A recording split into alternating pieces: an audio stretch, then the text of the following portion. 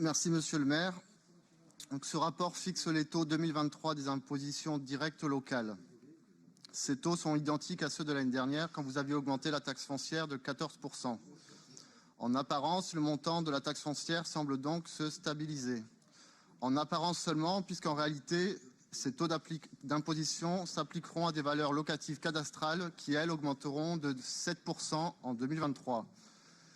Sur les 2 dernières années, lorsque l'on cumule les hausses des valeurs locatives cadastrales et la hausse des taux d'imposition, on obtient une augmentation de la taxe foncière de 26%.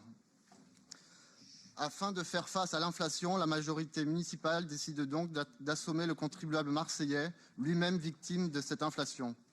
Plutôt que d'asphyxier par des hausses d'impôts les ménages marseillais qui sont souvent de petits propriétaires fonciers, ne pourriez-vous pas prendre exemple sur eux ?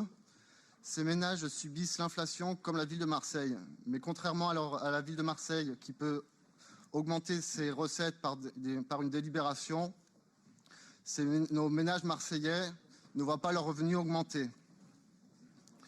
Ils n'ont alors d'autre solution que de surveiller chacune de leurs dépenses, réduire celles qui ne sont pas essentielles et espérer que les impôts n'augmentent pas. La majorité municipale doit s'inspirer du quotidien des Français et envisager une réduction de ses dépenses pour lui permettre d'absorber l'inflation et pour lui permettre de réduire les impôts qui étouffent les Marseillais.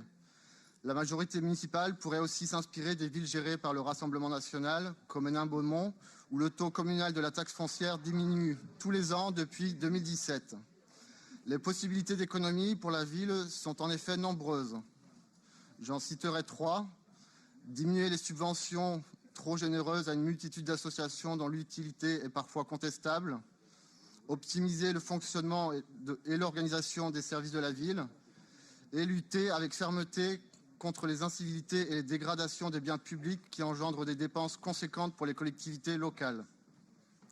Nous voterons donc contre ce rapport car nous souhaitons une baisse des taux d'imposition afin de diminuer l'impact de la forte augmentation de l'année dernière et afin de diminuer l'impact de la forte hausse des valeurs locatives cadastrales décidées par l'État en 2023.